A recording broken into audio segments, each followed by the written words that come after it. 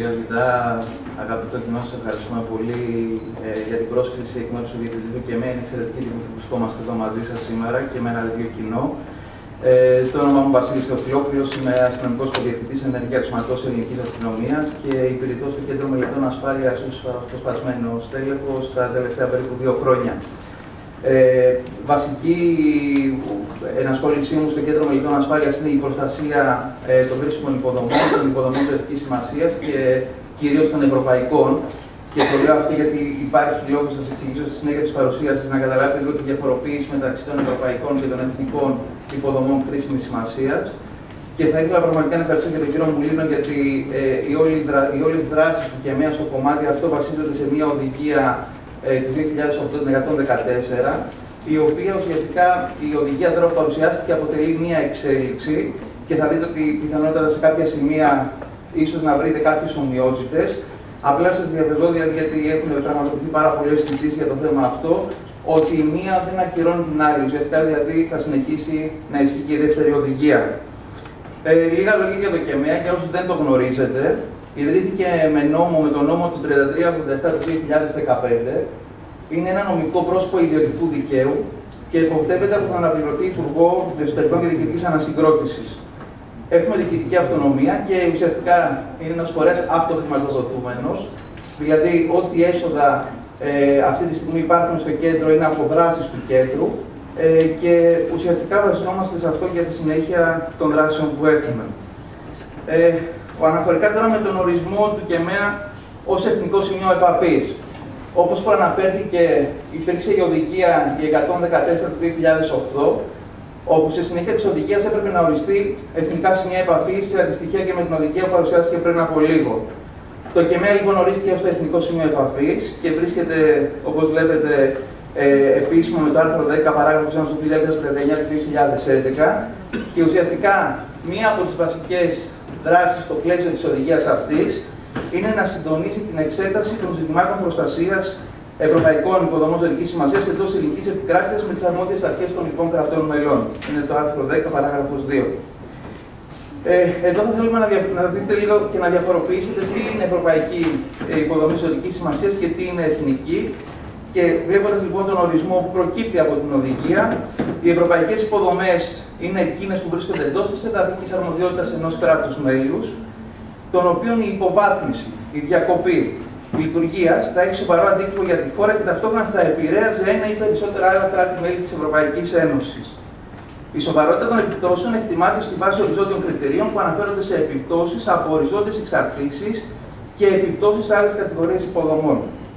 Είναι λοιπόν πολύ ξεκάθαρο ότι για να μπορέσουμε να χαρακτηρίσουμε μια υποδομή ζωτικής σημασίας ευρωπαϊκή, θα πρέπει να υπάρχει συμφωνία με κάποιο άλλο κράτος μέλος της Ευρωπαϊκής Επιτροπής σε αντίθεση με τις εθνικές υποδομές. Στην ίδια την οδηγία λοιπόν προβλέπονται τομεακά και οριζόντια κριτήρια. Όταν λέμε τομεακά κριτήρια, αναφερόμαστε σε 2 βασικούς τομείς, όπως βλέπετε είναι η ενέργεια και οι μεταφορές. Και όταν εννοούμε τα οριζόντια, υπάρχει το βασικό κριτήριο απολειών, δηλαδή ουσιαστικά θέλουμε να γνωρίζουμε τον αριθμό των νεκρών ή των τραυματιών που υπάρχουν. Κριτήριο οικονομικών επιπτώσεων, καταλαβαίνετε ότι είναι πάρα πολύ σημαντικό κριτήριο. Και εδώ περιλαμβάνει εκτός από την οικονομική ζημία και τις περιβαλλοντικές επιπτώσεις που μπορεί να προέλθει από μια βλάβη σε μια υποδομή. Τέλος, το κριτήριο των επιπτώσεων για το κοινό. Εδώ είναι πάλι ένα πάρα πολύ σημαντικό κριτήριο και περιλαμβάνει την εμπιστοσύνη.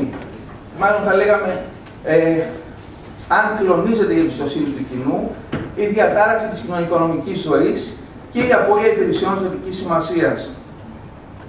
Σε συνέχεια λοιπόν των κριτηρίων, κρίναμε σκόπιμο να σας δείξουμε ένα παράδειγμα από μια χώρα της Ευρωπαϊκής Ένωσης, από την Ολλανδία, η οποία είναι πραγματικά πάρα πολύ προχωρημένη στο κομμάτι αυτό, να δείτε λιγάκι με βάση τα συγκεκριμένα κριτήρια και τα τομεακά και τα οριζόντια, πώς φτάνουν να ορίσουν κρίσιμες υποδομές. Θα δείτε λοιπόν ότι χωρίζουμε τις υποδομές σε 2 βασικές κατηγορίες. Στην κατηγορία την πρώτη και στην κατηγορία τη δεύτερη. Στην πρώτη, ο οικονομικός αντίκτυπος, μιλάμε ότι υπάρχει σημεία ύψους 50 δις ευρώ. Φυσικές συνέπειες, κοινωνικός αντίκτυπος και βάζουν μια καινούργια παράμετρο η οποία είναι πάρα πολύ σημαντική σε όσον αφορά την προστασία των κρίσιμων υποδομών, η αλληλουχία επιδράσεων. Ουσιαστικά δηλαδή η διακοπή λειτουργίας να έχει ως αποτέλεσμα την κατάρρευση υποδομών τουλάχιστον σε άλλους δύο τομείς. Αυτό είναι εξαιρετικά σημαντικό, η αλληλεξαρτήση, γιατί είναι ένα κομμάτι το οποίο πρέπει οπωσδήποτε να εξετάσετε όταν μιλάμε για την ασφάλεια κρίσιμων υποδομών. Και θα ήθελα να σημειώσω, όπως βλέπετε και στη διαφάνεια, ότι για να χαρακτηριστεί μια υποδομή και να την εντάξουμε στην κατηγορία Α, θα πρέπει να έχει τουλάχιστον ένα από αυτά τα κριτήρια.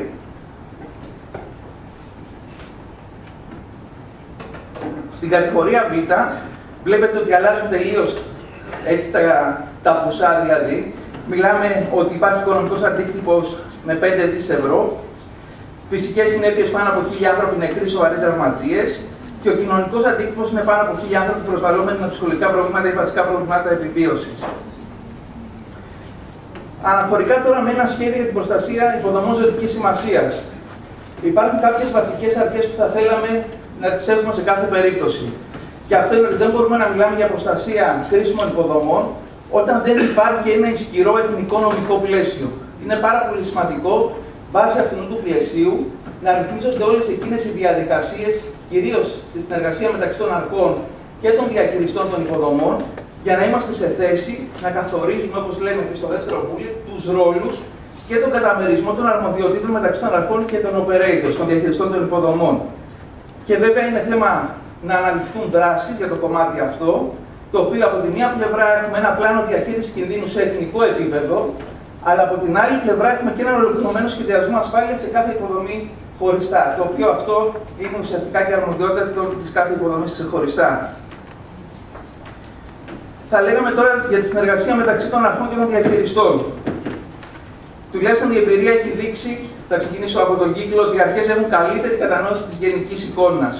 Ενώ οι διαχειριστές και οι operators ουσιαστικά δηλαδή, διαθέτουν πολύ καλύτερη υποπτία στην υποδομή τους. Γνωρίζουν πάρα πολύ καλύτερα τι γίνεται σε τοπικό επίπεδο, στην ίδια την υποδομή, σε αντίθεση με τις αρχές που έχουν να υποπτεύσουν ένα μεγαλύτερο, σίγουρα μια μεγαλύτερη γεωγραφική περιοχή. Τι θέλουμε όμως σε κάθε περίπτωση? Θέλουμε να έχουμε συντονισμό κατά τη διάρκεια κρίσεων.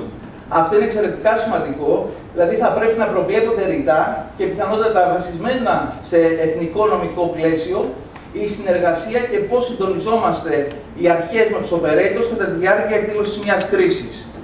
Παροχή εκπαιδεύσεων και διοργάνωση ασκήσεων ετοιμότητας. Εξίσου σημαντικό και είναι μια ουσιαστικά αρμοδιότητα των αρχών, θα πρέπει να παρέχουν αυτές τις δυνατότητες στους operators με κοινές ασκήσεις, με παροχή εκπαιδεύσεις, και θα φτάσουμε προς το τέλος της διαφάνειας να σας δείξουμε ένα πραγματικό παράδειγμα πώς αυτό μπορεί να γίνει. Ανταλλαγή σχεδίων προστασίας και πληροφοριών, επίπεδο απειλών. Εδώ πέρα είναι εξίσου σημαντικό να υπάρχει, θα λέγαμε, feedback και από τους ίδιους τους διαχειριστές, αναφορικά δηλαδή να μας ενημερώνουν για το επίπεδο απειλής, τυχόν πληροφορίες που έχουν για θέματα που άπτονται της ασφάλειας της υποδομής, αλλά και από την άλλη πλευρά να έχουμε τις ίδιες τις αρχές που θα ενημερώνουν εγκαίρως τους διαχειριστές σε περίπτωση επικείμενης απειλής και να τους ενημερώνουν εγκαίρως. Και τέλος, ένα εξίσου πάρα πολύ σημαντικό θέμα είναι ο έλεγχος ιστορικού εργαζομένων. Εδώ πέρα, επειδή είναι πάρα πολύ λεπτό το ζήτημα, θέλουμε να πούμε ότι θα πρέπει δηλαδή με κάποιο τρόπο οι operators να εξασφαλίζουν ότι το προσωπικό τους ουσιαστικά διαθέτει όλα εκείνα τα εχέγγυα για να μπορεί να εργάζεται και ότι δεν υπάρχει θέμα που να σχετίζεται με θέμα ασφάλειας. Αλλά εδώ πέρα, για να είναι πολύ ξεκάθαρο, είναι πάρα πολύ σημαντικό ότι εμπίπτει σε θέματα προστασίας προσωπικών δεδομένων. Άρα, εάν αυτό δεν εξασφαλίζεται σε εθνικό επίπεδο, αυτή η ανταλλαγή πληροφοριών, δεν μπορούμε να το συζητάμε σε καμία περίπτωση. Για το σχεδιασμό ασφάλειας. Εμείς λέμε ότι χρειάζεται μια ολιστική προσέγγιση. Είναι, θα λέγαμε, ένα σύνολο σχεδίων, τα οποία για να μπορούμε να διασφαλίσουμε ότι μια κρίσιμη υποδομή μπορεί να εξασφαλίσει την εύρυθμη λειτουργία της και προληπτικά, αλλά και κατά τη διάρκεια εκδήλωσης μιας κρίσης, χρειάζεται να έχει ένα πακέτο σχεδίων. Και είναι πάρα πολύ σημαντικό να μπορέσουμε να πούμε ότι έχουμε την εκτίμηση επικινδυνότητας, δηλαδή να είμαστε σε θέση να εκτιμήσουμε τους κινδύνους που μπορεί να ενέχει και να υπάρχουν σε μια συγκεκριμένη υποδομή, σε συνδυασμό και με τη μελέτη τροτότητας, όπου θα πρέπει να είμαστε σε θέση να δούμε τα τροτά σημεία της υποδομής. Σε πολλές περιπτώσεις τα δύο σχέδια, οι δύο ενέργειες, είναι πάρα πολύ κοντά. Εμείς πάντως, σαν ΚΕΜΕΑ, προτείνουμε ότι τα δύο συγκεκριμένα ουσιαστικά είναι δύο διαφορετικά πράγματα, τα οποία στην πραγματικότητα έχουν κοινά σημεία. Το πιο σημαντικό από όλα είναι το σχέδιο ασφάλειας λειτουργίας, το λεγόμενο SAR. Εδώ πέρα θα λέγαμε ότι είναι μια ενέργεια καθαρά προληπτική, ετοιμότητας. Προετοιμάζεται δηλαδή όλος ο μηχανισμός που λειτουργεί σε μια υποδομή να προλάβει την εκδήλωση μιας κρίσης. Και εδώ πέρα περιλαμβάνονται μέτρα οργανωτικά, τακτικά, έτσι ώστε να είμαστε σε ετοιμότητα να αποτρέψουμε οποιαδήποτε κίνδυνο σε βάρος της υποδομής. Τα δύο τελευταία, το σχέδιο αντιμετώπισης έκτακτων καταστάσεων και το σχέδιο αδιάλειπτης λειτουργίας, είναι δύο σχέδια τα οποία έχουν να κάνουν περισσότερο αφού έχει εκδηλωθεί η απειλή. Ουσιαστικά δηλαδή θέλουμε να εξασφαλίσουμε ότι θα επαναφέρουμε με ήδη προδιαγεγραμμένες ενέργειες ότι η υποδομή θα είναι σε θέση να επανέλθει κανονικά στη λειτουργία της όσο το ταχύτερο δυνατό, χωρίς να δημιουργηθούν άλλα προβλήματα. Αναφερόμενος λοιπόν στους κινδύνους και τις απειλές, σίγουρα δεν είναι κάτι καινούριο και θα το έχετε ακούσει, απλά αποτελεί προτεραιότητα και της Ευρωπαϊκής Επιτροπής, γιατί ως εθνικό σημείο για την προστασία των κρίσιμων υποδομών συμμετέχουμε στις συνεδριάσεις που γίνονται στις Βρυξέλλες και παρακολουθούμε τις εξελίξεις στην εργασία με τα αντίστοιχα εθνικά σημεία των άλλων χωρών και εστιάζονται και με συγκεκριμένα εργαστήρια που γίνεται workshops στην εκτενέσω απειλών, insider threat. Εδώ πέρα είναι πάρα πολύ σημαντικό, γιατί ουσιαστικά δηλαδή θα πρέπει να εξετάσουμε τους κινδύνους γενικότερα και μιλάμε κίνδυνοι οι οποίοι μπορεί να έρχονται και εξωτερικά της εγκατάστασης της υποδομής, αλλά μας ενδιαφέρει να δούμε και εσωτερικά. Και αυτό τι μπορεί να σημαίνει. Κάποιος μπορεί ουσιαστικά να είναι σε θέση να αποκαλύψει ευαίσθητες πληροφορίες ή να έχει πρόσβαση σε μέρη τα οποία δεν είναι εξουσιοδοτημένα. Επίσης, μπορεί να διευκολύνει πρόσβαση τρίτων εκτός από τις υποδομές σε στοιχεία της υποδομής και να μπορέσουν ουσιαστικά να συλλέξουν πληροφορίες από έναν άνθρωπο που είναι μέσα στην υποδομή. Δολιοφθορά σε πληροφοριακά συστήματα, φυσική δολιοφθορά της εγκατάστασης και πραγματοποίηση κλοπών και διαφθορά. Εδώ πέρα λοιπόν υπάρχουν κάποιες προτάσεις για το πώς θα μπορέσουμε ουσιαστικά να αποτρέψουμε μία εκ των έσω απειλή και αυτό ουσιαστικά μπορεί να γίνει με την ενδυνάμωση της κουλτούρας ασφάλειας και όταν λέμε κουλτούρα ασφάλειας δεν απευθυνόμαστε μόνο στο προσωπικό, ενώ ότι πρέπει να υπάρξει κουλτούρα ασφάλειας σε όλα τα διαφορετικά επίπεδα του προσωπικού, εκπαίδευση ανάλογα με τη θέση και τα καθήκοντα του προσωπικού, πραγματοποίηση ασκήσεων, είτε αυτές μπορεί να είναι πραγματικές, είτε tabletop, είτε διαδραστικές, συνεχής ενημέρωση του προσωπικού σε τακτικές συναντήσεις που γίνεται, τις εβδομαδιαίες, τις αμηνιαίες από τους προϊσταμένους, εστιάζοντας σε τέτοια θέματα για την εκτενέσω απειλή, ενθάρρυνση του προσωπικού να αναφέρει στη διοίκηση περιστατικά που χρήζουν περαιτέρω διερεύνησης. Θα πρέπει ουσιαστικά να καλλιεργηθεί αυτό το κλίμα με τους προϊσταμένους, έτσι ώστε να είναι σε θέση να δίνουν αυτές τέτοιου είδους πληροφορίες. Και πραγματοποίηση εισοδών ελέγχου κατά την επιλογή του υποπρόσωπου του προσωπικού, αλλά βέβαια και στα τακτά χρονικά διαστήματα αυτό το προσωπικό έχει προσληφθεί. Πάλι επιστρέφω στο θέμα της προστασίας των προσωπικών δεδομένων και μιλάμε εφόσον πάντα το καλύπτει το εθνικό νομικό πλαίσιο. Τελειώντας, η τελευταία ενότητα της παρουσίασης αφορά ένα εργαστήριο εκπαιδευτικό πρόγραμμα. Διοργανώθηκε στις 14 και 15 Δεκεμβρίου του 2015 σε συνεργασία με την DG Home, το Joint Research Center και συναρμόδιους φορείς, τα αντίστοιχα υπουργεία τα δικά μας που έχουν αρμοδιότητα για την προστασία κρίσιμων υποδομών και την υπηρεσία που είναι ουσιαστικά αρμόδια για θέματα πρόληψης σεισμών, τον ΟΑΣΠ. Έχουμε την τιμή να έχουμε μαζί μας και την κυρία Θεοχαρίδη, η οποία ήταν μία εκ των βασικών εισηγητών στο διήμερο εργαστήρι. Η ανάγκη προέκυψε κατόπιν ετοιμάτων τόσο από τους διαχειριστές όσο και από stakeholders, από συναρμόδιους φορείς, ότι θα πρέπει να πραγματοποιηθούν συγκεκριμένα και στοχευμένα εκπαιδευτικά προγράμματα για την ασφάλεια των κρίσιμων υποδομών. Και όπως θα δείτε, καλύψαμε μια σειρά θεματικών ενωτήτων, όπως μεθοδολογίες αξιολόγησης κινδύνων, αλληλεξαρτήσεις υποδομών, σχεδιασμούς ασφάλειας, ανταλλαγή πληροφοριών και αναφορά συμβάντων, και υπήρξε και μια παρουσίαση η οποία πραγματοποιήθηκε από το ΚΕΜΕΑ σχετικά με ερευνητικά προγράμματα και προστασία κρίσιμων υποδομών. Θα ήθελα να σημειώσω ότι το ΚΕΜΕΑ ουσιαστικά έχει και μια δράση η οποία αφορά ερευνητικά προγράμματα τόσο σε επίπεδο ευρωπαϊκό όσο και σε εθνικό, και μία από τις βασικές θα λέγαμε στοχεύσεις είναι για την προστασία επίσης των κρίσιμων υποδομών. Τη δεύτερη μέρα πραγματοποιήθηκε και μία άσκηση επιχάρτου. Όπως σας είπα, είχαμε εξαιρετική συνεργασία και με τον ΟΑΣΠ, γιατί το σενάριο το οποίο επιλέχθηκε σε συνεργασία και με το JRC ήταν σεισμός. Κρίναμε και αποφασίσαμε ότι σύμφωνα με τα δεδομένα τα ελληνικά, η απειλή που πιθανόν να είναι πιο κοντά στο να πραγματοποιηθεί σε ελληνικό έδαφος ήταν αυτή που μπορεί να προήλθε από ένα σεισμό. Οπότε συμπεριλάβαμε όλα εκείνα τα δεδομένα για να μπορέσει να τρέξει μια άσκηση για άσκηση επιχάρτου με θέμα το σεισμό. Θα βάλουμε ένα μικρό βιντεάκι, είναι 2-3 λεπτά από το διήμερο εργαστήρι. Έτσι έχουμε ουσιαστικά επιλέξει κάποια σχόλια από βασικούς ομιλητές και λίγο να δείτε και λίγο από την άσκηση. Είναι πολύ μικρό το βίντεο, δεν θα σας κουράσει.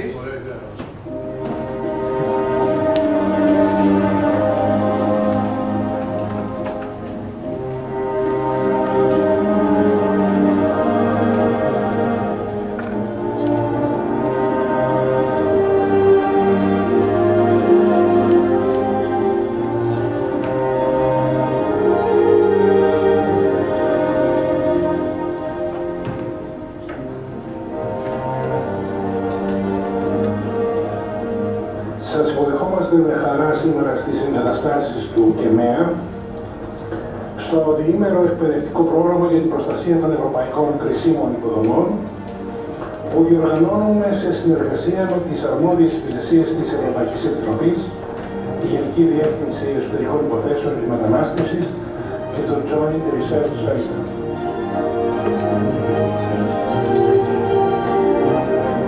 Έχουμε δημιουργήσει μια ομάδα η οποία θα επικαιροποιήσει τα προγράμματα ασφάλειας των μεταφορών, όχι μόνο στο Υπουργείο, αλλά και σε όλους τους εποπτευόμενους, ότι παράλληλα θα πρέπει την ανθεκτικότητα των οποιοδήποτε υποδομών από εδώ και πέρα σχεδιάζουμε, να την δούμε και βάσει των κλιματολογικών.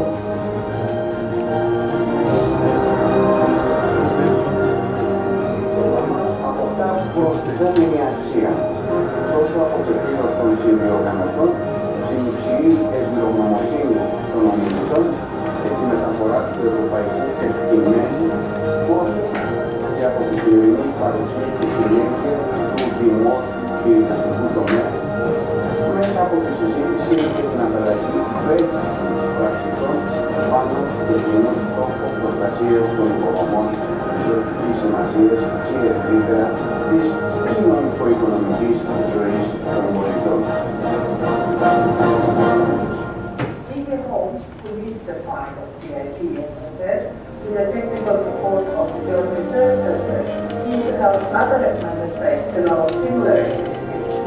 We believe that what you are organizing can be a best practice that can be disseminated also to other member states. From a policy perspective, issues in the counter-terrorist field, such as threats posed by CBRN and explosives, as well as cybersecurity, are all high on the political agenda. Furthermore, it's possible to draw lessons learned from the implementation of regional and national programs that could be scaled up.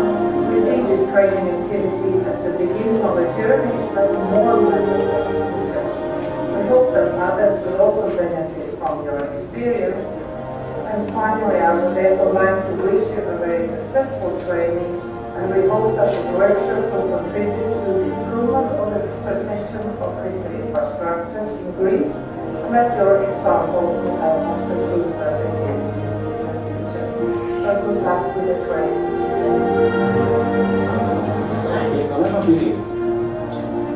Εξαιρετικά επίκαιρο θέμα, εξαιρετικά δύσκολο θέμα, γιατί στην ουσία κάποιος πολεμά τον άλλο του εχθρό, με τον τρόπο Λιάννα. Οι ιδιοκτήτες και οι διαχειριστές υποδομών δεν έχουν πλήρη εικόνα Έχουν όμως συνήθως πολύ καλή εικόνα από ποιους εξαρτώνται. Δεν έχουν πλήρη εικόνα ποιους επηρεάζουν ή πόσους πολίτες ενδεχομένως με μια κλιμακούμενη επίπτωση μπορεί να επηρεάσουν, αλλά συνήθως ξέρουν από ποιους λαμβάνουν προϊόντα, σε ποιους δίνουν την λειτουργία τους. So what we try to do there is within the workshop looking at building bridges to enhance resilient infrastructure, and it is by combining the civil protection and the critical infrastructure protection. Training is important, so that's why under the EU presidency we will do an international exercise called FIGHTEX. Exercise word stands for and to learn from each other. So FIGHTEX aims to provide an intensive and innovative learning experience to participants from various disciplines. As said, people from government but also from private companies. Το ΒΑΣΚΟ είναι ένα project το οποίο στοχεύει στην ανάπτυξη ενός μοντέλου μιας μηχανής εικονικής πραγματικότητας, η οποία θα ενισχύσει τη φυσική προστασία καθώς και τις διαδικασίες ασφάλειας κυβερνητικών κτηρίων και υποδομών. Τουλάχιστον. Αυτό που πρέπει να δούμε σταδιακά είναι κατά πόσο ένας σεισμός στην Αττική ή σε άλλη περιοχή θα δημιουργήσει αυτές τις αλληλεπιδράσεις και αυτές τις εξαρτήσεις κλπ. Και να δούμε όχι μόνο την υποδομή μας, αλλά να δούμε και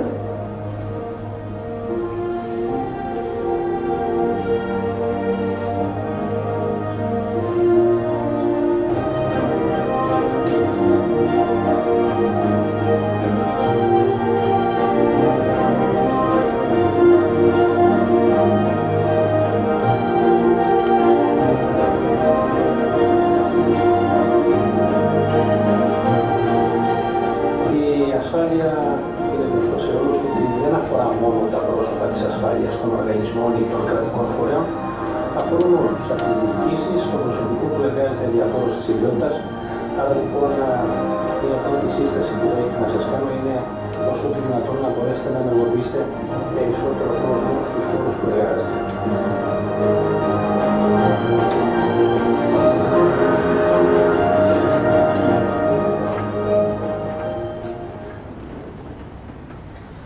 Θα τελειώσω την παρουσίαση με δύο τελευταίες διαφάνειες. Η μία ουσιαστικά θα παρουσιάσουμε λίγο ποια ήταν τα βασικά συμπεράσματα από αυτό το διήμερο εκπαιδευτικό πρόγραμμα εργαστήρι και θα κλείσουμε την παρουσίαση με κάποιες προτάσεις αναφορικά γενικότερα για την προστασία των κρίσιμων υποδομών.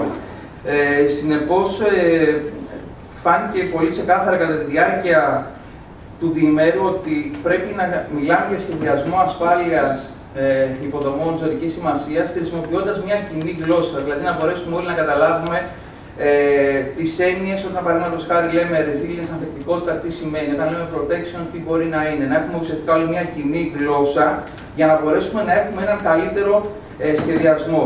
Και βέβαια κοινά εργαλεία. Από τη στιγμή υπάρχουν διαθέσιμα, τουλάχιστον σε επίπεδο Ευρωπαϊκής Ένωσης, πάρα πολλά εργαλεία που μπορούν να μας βοηθήσουν για το σχεδιασμό της ασφάλειας. Οπότε, γιατί να μην μπορούμε να τα χρησιμοποιήσουμε αυτά τα κοινά εργαλεία ακόμα και σε εθνικό επίπεδο. Αυτό όμως που είναι μια πολύ σημαντική παρατήρηση, γιατί πολλές φορές λέμε ότι η ύπαρξη τέτοιων εργαλείων ουσιαστικά θα βοηθήσει πάρα πολύ τη δουλειά μας. Το θέμα είναι ότι αν δεν υπάρχει η πληροφορία, δηλαδή να εμπλουτίζουμε τις βάσεις αυτές δεδομένων είτε αυτά τα εργαλεία με πληροφορίες, ουσιαστικά δεν είναι καθόλου χρήσιμα και δεν μας φέρνουν κανένα από τα επιθυμητά αποτελέσματα. Ενδυνάμωση συνεργασίας τόσο μεταξύ των αρχών και των υποδομών, αλλά κυρίως και μεταξύ των ίδιων των υποδομών. Είναι πάρα πολύ σημαντικό οι ίδιες οι υποδομές να μπορέσουν να συνεργάζονται και να ανταλλάσσουν πληροφορίες και για θέματα ασφάλειας. Δημιουργία επίσημων ή ανεπίσημων δικτύων, και εδώ είναι ένα πάρα πολύ σημαντικό κομμάτι όπου συζητήθηκε ότι παραδείγματος χάρη μπορούσε να δημιουργηθεί ένα δίκτυο ανατομέα. Για παραδείγματος χάρη να μπορούσαμε να φτιάξουμε στην Ελλάδα ένα δίκτυο διαχειριστών για την ενέργεια. Και πολλές φορές δεν χρειάζεται να έχουμε αυτή τη διαδικασία την επίσημη, γιατί ίσως να πούμε ότι τελικά δυσχεραίνουν την όλη διαδικασία και δεν διευκολύνουν στην ανταλλαγή πληροφοριών. Χρήση νέων μεθόδων, γιατί παρουσιάστηκαν κάποια εργαλεία όσον αφορά και την εκτίμηση επικινδυνότητας, τα οποία θα μπορούσαμε να χρησιμοποιήσουμε κυρίως στην τεχνολογία, αλλά σε κάθε περίπτωση θα πρέπει να έχουμε συμπεριλάβει έννοιες όπως είναι η ανθεκτικότητα και η αλληλεξάρτηση. Και συνεχής εκπαίδευση, ξανά θέλω να πω, όχι, θα πρέπει να απευθύνεται σε διαφορετικά επίπεδα και όχι μόνο σε συγκεκριμένο target group. Τελευταίο προτάσεις. Εμείς εκτιμούμε ότι θα πρέπει να υπάρξει ένας εθνικός μηχανισμός που θα προσδιορίσει ποιες είναι οι υποδομές ζωτικής σημασίας σε εθνικό επίπεδο και μάλιστα από αυτό θα γίνει αυτός ο μηχανισμός και θα υπάρξει και η κατηγοριοποίηση αυτών βάσει σαφών και μετρήσιμων στοιχείων. Θα είμαστε πλέον σε θέση να έχουμε έναν κατάλογο, μια λίστα με τις εθνικές κρίσιμες υποδομές και πιθανότατα δημιουργία μιας βάσης δεδομένων, όπου εκεί θα μπορέσουμε να τις εντάξουμε όλες και να τις επικαιροποιούμε ανάλογα με τις αλλαγές που πιθανότατα θα υπάρχουν στο μέλλον. Μια εθνική πλατφόρμα για την ανταλλαγή βέλτιστων πρακτικών και αναφορά περιστατικών. Και βέβαια δημιουργία προτύπων για το σχεδιασμό ασφάλειας, και εδώ είναι ένα πάρα πολύ σημαντικό κομμάτι. Εκτιμούμε δηλαδή και τα σχέδια που σας παρουσιάστηκαν κατά τη διάρκεια της παρουσίασης, ότι θα πρέπει να είναι πάρα πολύ ξεκάθαρο τόσο για τις εμπλεκόμενες αρχές, όσο και για τις υποδομές ζωτικής σημασίας, ότι θα υπάρχουν συγκεκριμένα σχέδια, συγκεκριμένα πρότυπα, όπου θα μπορούν να εξασφαλίσουν εκείνα τα δεδομένα, τα standards, ώστε να μπορούν να είναι σε θέση να προετοιμάζουν όλα αυτά τα σχέδια για την ασφάλειά τους. Αυτά από μένα. Σας ευχαριστώ πάρα πολύ για την προσοχή σας. Αν υπάρχουν ερωτήσεις,